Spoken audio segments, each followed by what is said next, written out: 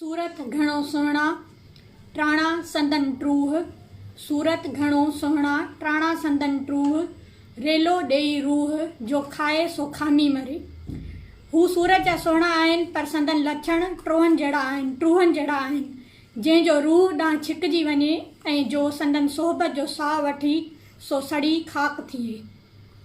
हींअर पूरी दुनिया में कोरोना वबा कारण माण्हू खां बेज़ार आहे, ॼण हिक ॿिए लाइ अछूत आहिनि ऐं दुनिया जे हर मुल्क जा इख़्तियार धणी घण घरा ॾाहा वेझ बि माण्हुनि खे हिक ॿिए खां परे रहण जो ॾस ॾियनि पिया। किन मुल्कनि में त इन मामरे यानी सोशल डिस्टेंस ते अमल कराइण कारण तालेबंदी मेल जोल ख़तमु लॉकडाउन कयो वियो आहे ऐं जिन मुल्कनि ऐं माण्हुनि इन उपाय ते अमल करण में देरि कई त मौत जो राकास वेढ़ा वीरान करे छॾिया आहिनि। लतीफ़ साईं जो मथियों बेत अॼोकी विबाई सूरत हाल में हिकु कड़ी ऐं अगरी हक़ीक़त जीअं असांखे सोशल डिस्टेंस वारे मामले ते सूंह करे थो। अॼु असां हिक ॿिए लाइ सुहिणे ट्रूहनि जीअं आहियूं, मिलण जुलण रिहाणियूं ऐं कचहरियूं करण लाइ सिक ऐं छिकत आहे, पर अॼु हिन विबाई हालतुनि में असां जग मिलण जुलण सुहिणे ट्रूह जहिड़ो ज़हरीलो आहे। इन्हीअ निस्बत सां हज़रत मोहम्मद मुस्तफ़ा सल्लल्लाहु अलैहि वसल्लम जिन जूं हदीसूं बि लतीफ़ी फ़िक्र जीअं असांजी सूहब कनि थियूं।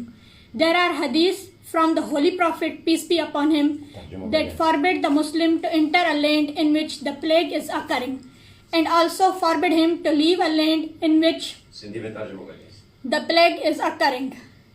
Al-Bukhari and Muslim narrated from Abd ar-Rahman ibn Auf that he said, I heard the messenger, peace be upon him, says, if you hear that it plague is in a land, do not go there.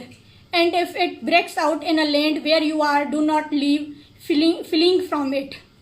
तर्जुमो, अगर तव्हांखे किथे ख़बर पए त इहा बीमारी आहे त ओॾां न वञो, अगर तव्हां उते आहियो त उतां खां ॿाहिरि न अचो। हाणे इन्हनि हदीसुनि मुबारकुनि ते असां केतिरो अमल कयो आहे ऐं केतिरो करियूं पिया। हिकु हदीस मुबारक जो ॼाणी वाणी इनकार करणु ईमान जी खगट आहे, खोट आहे ऐं मालिकनि जी हदीस मुबारक खे ख़ैर करणु ॿियनि ताईं पहुचाइण बि ईमान जी निशानी आहे। तूं हबीब तूं तबीब तूं दर्द जी दवा, तूं हबीब तूं तबीब तूं दर्द जी दवा, जानिब मुंहिंजे जीअ में आज़ार जा अनवा, साहिब ॾे शिफ़ा मियां मरीज़नि खे। कोरोना जी वधंदड़ विबा ॻणती जोगी आहे, पर अॻुवाट एहतियात करण खां सवाइ का बि वाह कान्हे। हर अधु कलाक जे विथी खां पोइ साबुण सां हथ धोइण घुरिजनि। हर अधु कलाक खां पोइ अधु गिलास पाणी पीअणु घुरिजे। हिकु केलो या नारंगी या उॿारियल आनो खाइणु घुरिजे। सरेह जो तेल चपनि, नक, कननि ऐं मुंहं ते लॻाइणु घुरिजे। वेंझण वक़्तु जिस्म खे तेल लॻाइणु घुरिजे। ॿाहिरां घर में अचण सां ई साबुण सां हथ धोइणु घुरिजनि। थधियुनि शयुनि खां परहेज़ करणु घुरिजे। पारूथियनि रखियल फ्रिज, आइस्क्रीम ऐं बाज़ारी शयुनि होटल खां परे रहो। ॿाहिरि निकिरण वक़्तु मास्क या कपिड़े सां नक ढकणु घुरिजे। हिक ॿिए खां 3 फुट विथी ते रहणु घुरिजे। पंहिंजे घरेलू पोरियतनि ऐं ऑफिस जे साथियुनि खे मथियूं सभु ॻाल्हियूं सम्झायो। खंघि निछ वक़्तु घर भातियुनि ऐं साथियुनि खां विथीरका थी वञो। बुख़ार, खंघि, लीस, साह में ॾुखियाई, जिस्म में पीड़ा सबबि तुर्त डॉक्टर सां मिलो। पोढ़नि ऐं ॿारनि जो जोगो ख़्यालु रखो। कपिड़नि, बिस्तरनि, काठ ऐं थांव ऐं घर जी सफ़ाई जो जोगो बंदोबस्तु करियो। भउ न करियो, भउ अधु बीमारी आहे। सफ़ाई ऐं परहेज़ अधु शिफ़ा आहे। मेड़ाकनि वारनि जायुनि ते वञण खां पासो करियो। गैर ज़रूरी तौरु घर खां ॿाहिरि न वञणु घुरिजे। पंहिंजी पर में इलाज ऐं टोणा फोणा न करियो। अफ़वाहुनि ऐं ॿुध सुध ते ध्यानु न धरियो, पर पकियूं पुख़्तियूं ऐं साख वारनि इदारनि जे हिदायतुनि ते अमल करियो। दोस्तो, लॉकडाउन जे मुखालफ़त कंदड़नि लाइ हिकु मैसेज आहे। जेकॾहिं हिकु ॾींहुं सॼो अगरि जे माण्हू घरनि मां ॿाहिरि न निकिरंदा त पूरो मुल्क ऑटो सैनिटाइज़्ड थी वेंदो, छो जो वायरस जी टोटल उमिरि कुझु कलाक आहे।